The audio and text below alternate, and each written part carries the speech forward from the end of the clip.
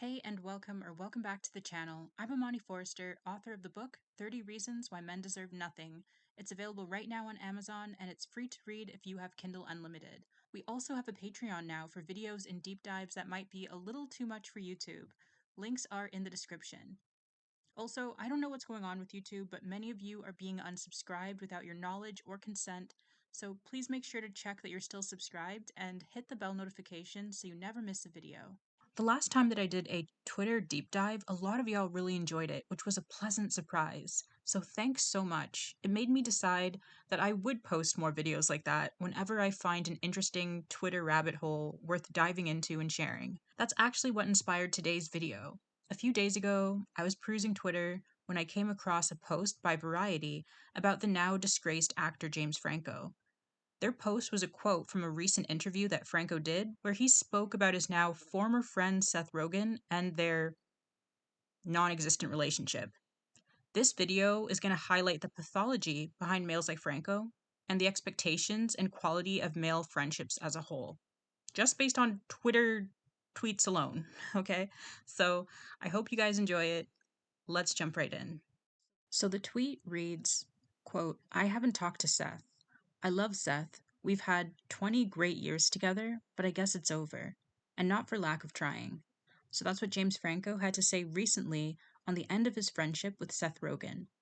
So Variety's post was retweeted by an account called Leave Heard Alone, and this is actually where I saw this post first. So she says, context: the reason Seth Rogen cut James Franco out of his life is because 5 women came forward with sexual misconduct allegations against Franco.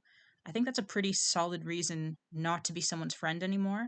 But her comment section was very interesting and very telling. Before we get there, I want to first give you guys some background, some backstory into James Franco as an actor, in case you didn't know like the exact situation with him and what he's been accused of doing, because I didn't even know the details until I looked into it today. So let's get into that first. So at his peak, James Franco won a host of awards for various films and other projects he worked on, including 2 Golden Globes, one for Best Performance in his made-for-television production of James Dean, and one for Best Actor in the film The Disaster Artist. It seems like his career peaked around 2018 with The Disaster Artist, and after that, a whole bunch of allegations came out stemming all the way back from like 2014. So 2014 was the first time an allegation of sexual misconduct came out against Franco, and it was actually one that he later admitted to be true. The incident began when a then 17-year-old girl posted screenshots of Instagram chats between herself and Franco, in which she tried to get her to come to his hotel. Since the age of consent in New York is 17, his actions weren't illegal, but it still brought a firestorm of criticism against him because he was 35 at the time. This girl's 17. What are you doing talking to a teenager? Like, it's very, very weird.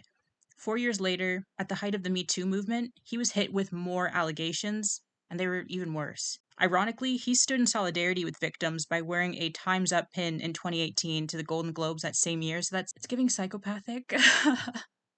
It's like you're going to commit a crime and then you're going to go in public and be like, "Hey guys, I'm so against that crime.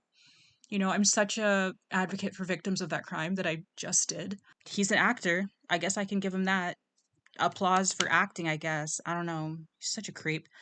Anyways, on January 11th of 2018, the Los Angeles Times reported that 5 women accused him of serious, sexually inappropriate and exploitative behavior. The allegations revolved around Franco's time as their mentor and acting teacher at his now defunct filmmaking and acting school called Studio 4. The most disturbing allegations stated that Franco regularly alluded to there being possible roles available to female students if they were able to perform sexual acts or were willing to remove their clothes and show their chests. Worst were allegations that he would remove private part guards from female students while teaching SMEC scene classes and simulate things like oral SMECs on them without the guards in place. Like what? Like I didn't know it went this far and was this bad. It's just absolutely disgusting. So, anyways, by late 2019, lawsuits were filed against him in relation to such allegations, and by 2021, the Huffington Post reported that Franco had tentatively settled with them, It turns out he ended up paying them over $2 million. I believe it was also around this time that like Franco basically said that he's going to remove himself from Hollywood and like take a break. And I just remember thinking, like, what do you mean you're gonna take a break? Like, why is he going on hiatus? Why isn't he going to jail? Like, these are crimes. So I just remember being really flabbergasted and just very confused. Like, why is he creating his own punishment for himself? Shouldn't a judge be doing that? Like, you committed a crime, sir. But I mean, this is why a lot of wealthy XY get away with literal crimes, literal unaliving when it comes to even people like Diddy, right? So this has been going on. But anyways, this was around the time that his good friend and co-star Seth Rogen ended up having a falling out with him. Franco later admitted to having Smex with many of his former students and has publicly stated that he's a Smex addict and has sought treatment for his addiction.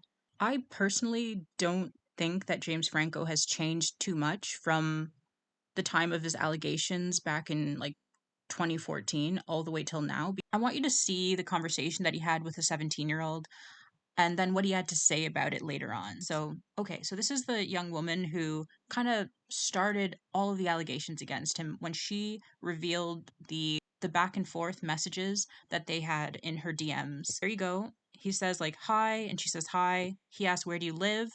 She tells him Scotland. Then he says how long will you be in New York? She's like, a few days. It's my 18th birthday present. And then he says, you're 18? Who are you with? Do you have a boyfriend? And she's like, nearly 18. Nearly 18. So she's 17. But that doesn't really deter him. He's like, when is your birthday? Where are you staying? What's your phone number? Like, he's even more interested, you know? So, like, that's kind of red flags. Pretty creepy. What does a 35-year-old want with a 17-year-old? She's like half your age, basically.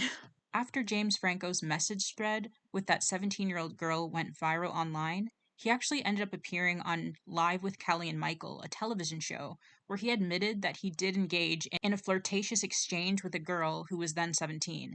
And this is what he has to say about it. He says, quote, I guess I'm, embarrassed, and I guess I'm just a role model of how social media is tricky. He chalked up his actions to bad judgment and concluded with, in my position, not only do I have to go through the embarrassing rituals of meeting someone, but sometimes it gets published for the world. And it's like, that's how you respond to the fact that you were trying to meet up with and go out with and date a 17-year-old girl. You've chalked it up to social media being tricky and bad judgment and embarrassing rituals of meeting people being published for the world. That's not somebody who's learned their lesson of, oh, like, I should leave children alone. I should date someone closer to my own age. Just because the age of consent is 17, wherever he was at, you know that that's a child. Like, he kind of brushes by the whole like bad judgment. That's PDF file behavior, sir. Like, it's not bad judgment. And then it's not embarrassing rituals of meeting people. It's go meet adults. Like, I, I'm speechless.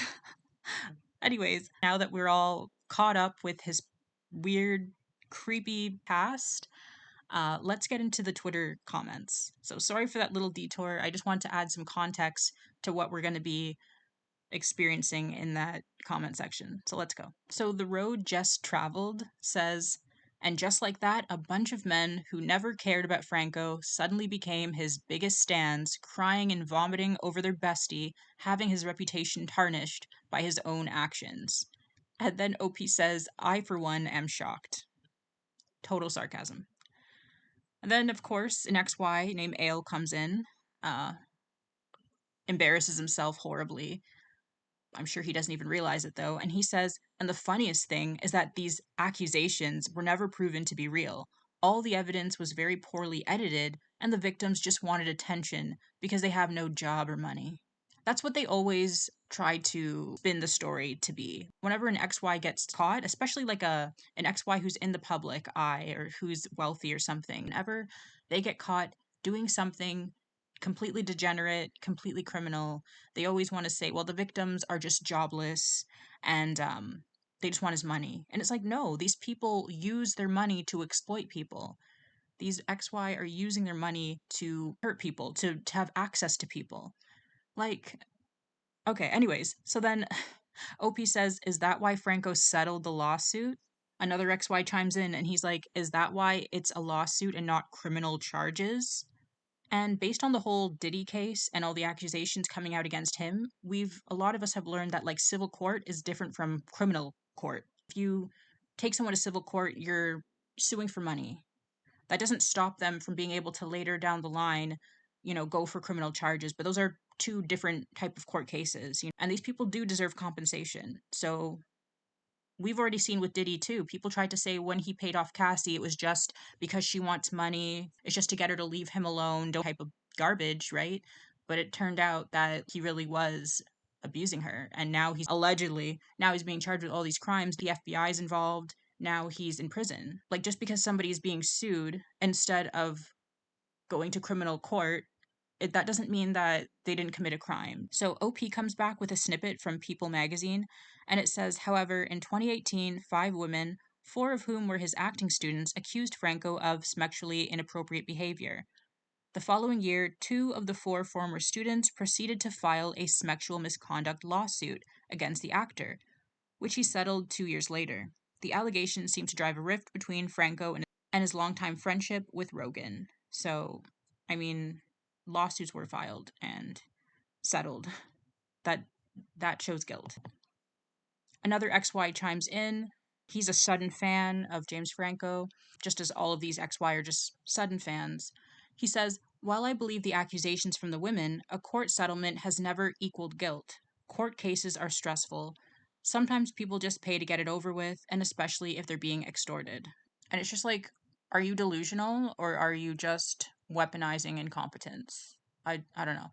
But this young woman writes, does your mother know you blindly defend sexual abusers on the internet? I wonder, but then again, like, was he raised by a boy mom who kind of let him get away with anything, who taught him that men don't need accountability? We don't really know. But then you have this pick me who comes on, and pick me's are so dangerous, y'all. She comes in the comments and she's like, 5 liars. He's a bad friend, leaving someone close to him while he faces false allegations. So she's calling Seth Rogen a bad friend for abandoning James Franco after he was hit with all of these allegations. Interesting. Not every girl is a girl's girl. Not every woman is safe. Like 5 liars, for real? The 17-year-old with her screenshots. Liar? Okay. Anyways, so OP posts this meme. It's a really good one. It says, woman, I was abused. Everyone else? We need 5 videos, 976 photos, and 4 police reports and 58 witnesses to believe that. Man, I didn't do it. Everyone else. That must be true. That literally is our world right now. It's really sad. 1,000 likes because it's real. Where's the lies? And then this XY jumps in with a very interesting username. He calls himself Zumass, which, if you replace the Z with a D, I think that's a very accurate description of him. He says a real friend would hold him accountable and make sure he doesn't do it again. Actually trying to make him a better person and not turning his back on a lifelong friend. And he got 7 likes. And it's like, you can't make someone else a better person, and like good luck holding males accountable. Like it is so hard. It's really difficult to even get them to go to therapy. Like I hate to even mention this YouTuber because he was so toxic and gross, but KS, if you know what the initials stand for, KS initially started his channel trying to get through to XY, trying to give them advice to better themselves, but then he admitted like males are very difficult to change. So he focused his message more so on berating women, particularly black women. And that's where he kind of, found his stride and found his success. How are you as a friend going to hold your friend accountable and make sure he doesn't do it again? Like that's something that has to come from within. People need to want to change for themselves. So he's like, actually trying to make him a better person. You can't make someone else a better person. That has to come from themselves. And also, even if you do decide to work on yourself, as an XY, as a woman, doesn't matter. That's wonderful. But people don't have to be your friend after you commit heinous crimes. People can have their own boundaries for their own selves. Like it's wonderful to work on yourself for you. But people don't have to be around you still. So anyway, OP says, you're friends with a lot of rapists? Question mark. And he's like, no, but if I had a friend who sexually assaulted someone, I would go the John Bernthal route where I try to help them become a better person. And then he gives her a link to a YouTube, which I'm not clicking on. Like, okay. I feel like those people need professional help. I don't think a regular friend can convince their friend to stop graping. I really don't. I've never heard of that in my life. If there's a story anyone knows that where that worked, please send it to me. Send it to the email in the description. Thank you. But let's continue. This comment section, y'all, when I tell you it is such a mess. So the first pick me comes back. She's like, so did Rogan ask Franco if it was legit? Or just cut him off and go get high / be a disgusting human on his own, yet pass judgment on literally anybody else? Just curious. And then OP's like, do you think smoking weed is the same as sexual misconduct with a minor? Pick me's out here. Like, they don't make any sense. And they will do anything. They will do the most. They will do the most for any male. Like, they don't have any standards whatsoever. Like Ellen. That's her name. Ellen, have you been chosen? Have you been picked? What is the point? Why are you caping? Why are you caping for this man? Did he pay you? Because if she's being paid to go all over the internet and defend him, I guess that's different. I know we live in hard times. Jeez. At least this XY has some sense. His name is Adri Singh, and Adri says, I think he means I will always commend Seth Rogen for doing this, period. And he got 321 likes. Me too. Honestly, same here. Good for Seth. That was kind of why I wanted to also bring up this whole conversation that's going on right now. It's like Seth Rogen is being chewed out by pick-me's and by males alike because he broke bro code. Bro code says you're supposed to stick up for your fellow male against any woman or girl, no matter what. Even more so if they're your friend. Like, he is being put through it right now by half of the internet because he's not following the rules of being a man. And it's like the patriarchal rules are terrible. And I'm so glad he went against them. He can think for himself. He has his own moral code that he's following. I'm sure he's also thinking of his career too. It's like, do you really want to be aligned with somebody who has all these things under their belt, like all of these accusations? And if this is just a business move, even, I understand why he's doing it, but I think it's also a moral thing with him because there's a quote that I found from Seth Rogen where he is actually against this type of behavior. So I'm going to go find it. So an article from eonline.com says that Seth Rogen confirmed that the accusations impacted their friendship. He told The Times in a 2021 interview that, quote, it has changed many things in our relationship and our dynamic. I despise abuse and harassment. Seth also shared at the time, quote, and I would never cover or conceal the actions of someone doing it, or knowingly put someone in a situation where they were around someone like that. So I have to commend him for that. I have to commend him for that. You know, it's kind of the bare minimum, should be standard, but it's not. So yeah, I wish all people were this way. But anyways, let's get back into the Twitter thread. So one woman in the thread said, in an ecosystem where many people will cape for an abuser, it's nice to see Rogan staying the F away from Franco's attempts to re-ingratiate himself. And that's true. Completely agree. Someone else says, further proof that Seth Rogen is a legend. I don't know him personally, but I do like that he's sticking by his own moral code. Oh, this is interesting. So listen to this, XY. He says, Seth knew who James was before it became public. PR person needed him to keep his career. That's a good theory. And I think that happens more than we think, too. I mean, look at the Diddy case right now. I'm sorry to keep bringing it up. It's just, you know, same accusations nearly happening with sexual misconduct. Look how much of Hollywood is silent. Like, there's barely anybody talking. They don't want to say anything. And it's like, they just want to distance themselves. And I get it, but like, some of y'all were directly involved. It's all about keeping their careers. So this XY comes in with a disgusting comment, and you can see that he is just another Delulu enabler. And he's dangerous. This is a toxic, dangerous male who is all for the bro code. Listen to this. He says, James Franco had consensual smex with adults who happened to be students of his. It's not as deep as you're trying to make it out to be. Morally questionable because of the job. he had, but he didn't deserve to lose years of his career and friends over it. Please grow up. And thank God nobody liked his comment because he is so wrong. He's so wrong. And I don't really understand what is with like regular people sticking up for celebrities. Like, you don't know them. Why are people talking about these people like it's your cousin? Like it's like your child, you know, or it's your dad or something. Like, you literally don't know this person and you're like giving us their life story.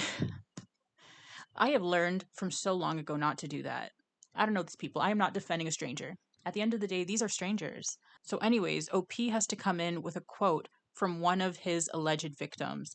It says, quote, "One said that Franco forced her to perform oral sex on him. Franco's attorney denied the allegations at the time, but eventually he settled the suit." And that's the thing. I read more about her incident, and I believe she was the one in the car where he was like pushing her head down onto him in the back of a car, and she had asked him like she was so nervous and like she didn't want to do it, so she's like, actually, can we like do this later, something to that effect, like, can we not do this right now?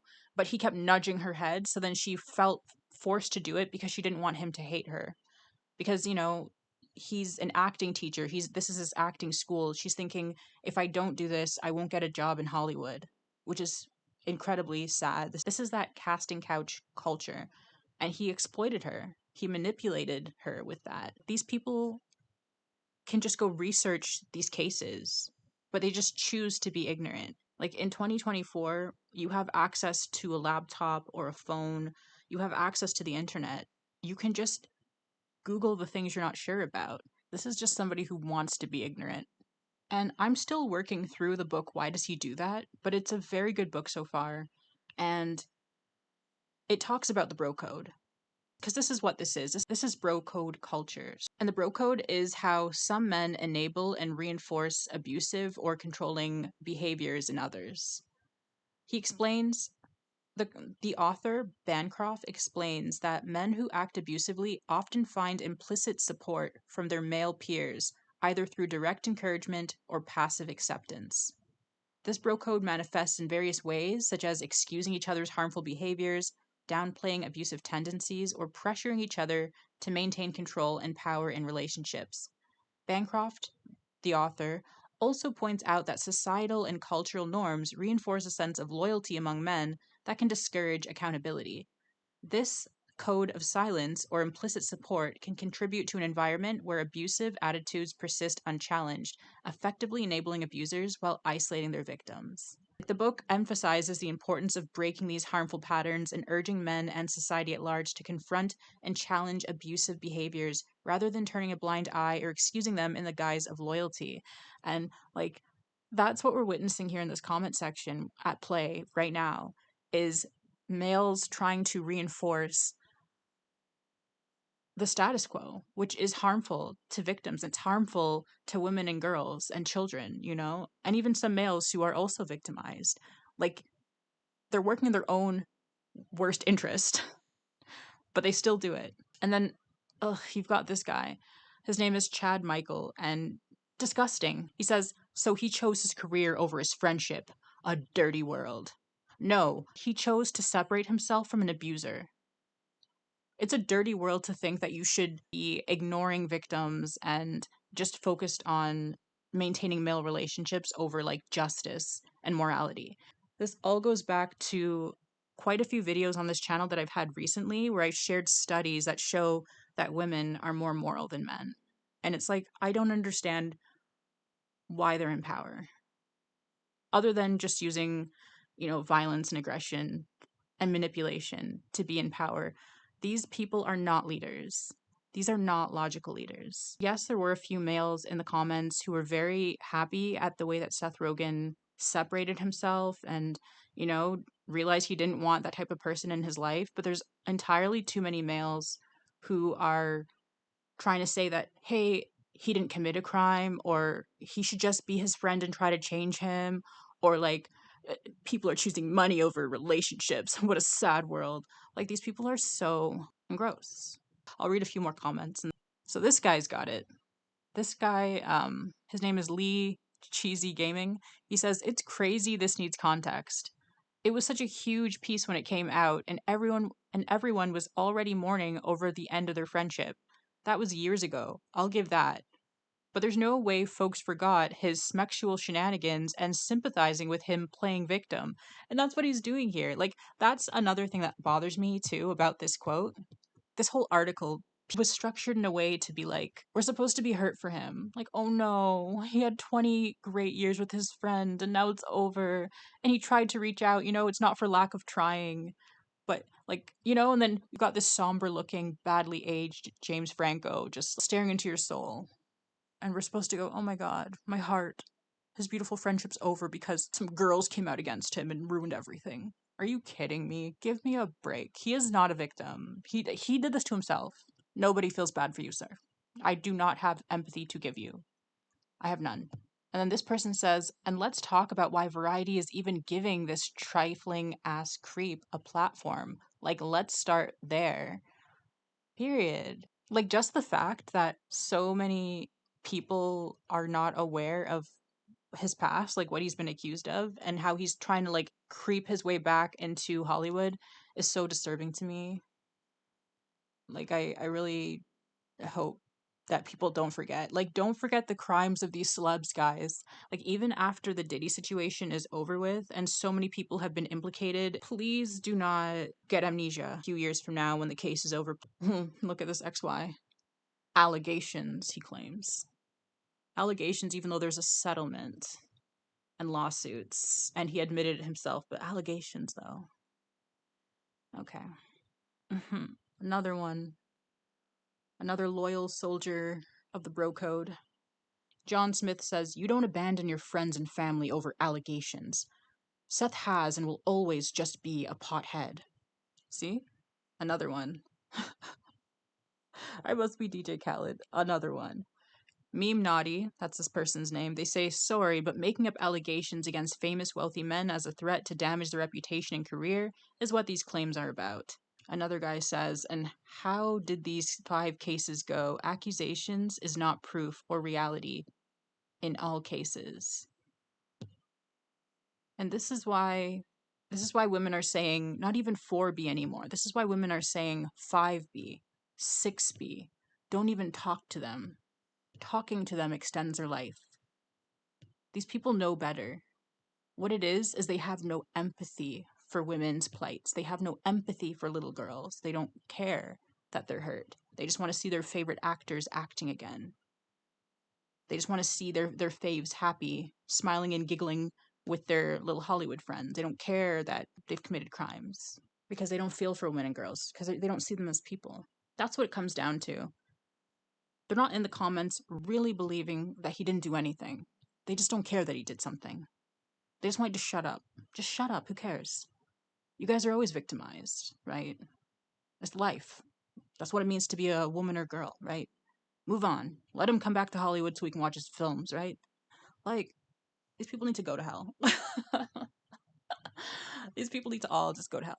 I just thought it was really interesting to read this comment section and see all the denial, all of the enabling happening. It's just like the book, why does he do that? There's always these males protecting violent males. May the birth rates plummet, may the male loneliness epidemic expand, period. Y'all don't deserve friends, y'all don't deserve partners, y'all don't deserve children because you don't protect any of them. You don't respect fellow human life. So be alone. Anyways, that was my second Twitter deep dive. I hope you guys enjoyed. If you want, I can leave a link to this very annoying Twitter thread.